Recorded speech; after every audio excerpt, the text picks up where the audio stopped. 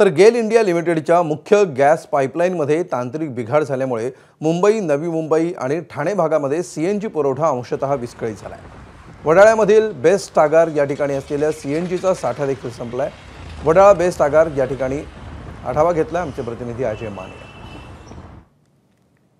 मुंबई, नवी मुंबई आणि ठाण्यात जो सीएनजी पुरवठा केला जातोय तो खंडित झालेला आहे। खरं तर ज्या सीएनजीची मुख्य पुरवठा लाईन आहे त्याच्यात गेलमध्ये बिघाड झाल्याने हा जो पुरवठा आहे तो खंडित झालेला आहे। त्या पार्श्वभूमीवर आता मुंबईत पेट्रोल पंपाच्या बाहेर वाहनांच्या मोठमोठ्या रांगा लागलेल्या आपल्याला पाहायला मिळतात। खरं तर मी वडाळ्याच्या भागातून हा सगळा आढावा घेतो। या ठिकाणी महानगर गॅस लिमिटेडचा एक पेट्रोल पंप आहे, ज्या ठिकाणी सीएनजी स्टेशन आहे, त्या ठिकाणी मोठमोठ्या रांगा ह्या सगळ्या लागलेल्या आपल्याला पाहायला मिळतात। खरं तर दोन वेगवेगळ्या रांगा या ठिकाणी जातात आणि साधारणतः 400 मीटर पर्यंत दूरवर ह्या टॅक्सी आणि गाड्यांच्या रांगा गेलेल्या आहेत। तर माझ्या विरुद्ध दिशेला म्हणजे समोरच्या बाजूला जर पाहिलं तर ह्या ठिकाणी जे ते अनेक डेपो जवळ हा पेट्रोल पंप आहे, पण रिक्षाच्या ह्या रांगा ज्या आहेत त्या थेट प्रियदर्शनी पर्यंत म्हणजे साधारणतः 800 ते 900 मीटर दूर गेलेल्या आपल्याला पाहायला मिळतात। आणि इथून पुढे जो तो महानगर गॅसचा पेट्रोल पंप आहे त्या ठिकाणी हे सगळे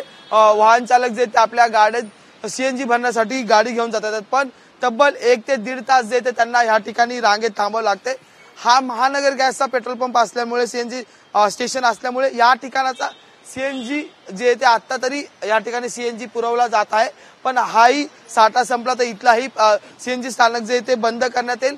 तर इतर मुंबईतले जे खासगी पेट्रोल पंप आहेत त्या ठिकाणी सुद्धा अशाच प्रकारची दृश्य आहेत, पण त्या ठिकाणी तर थेट सीएनजी पुरवठा जो आहे तो खंडित झालेला आहे। त्यामुळे रिक्षा असो, टॅक्सी चालक असो, खासगी वाहन असो, या सगळ्यांना त्याचा फटका जो आहे तो पडलेला आपल्याला पाहायला मिळतोय।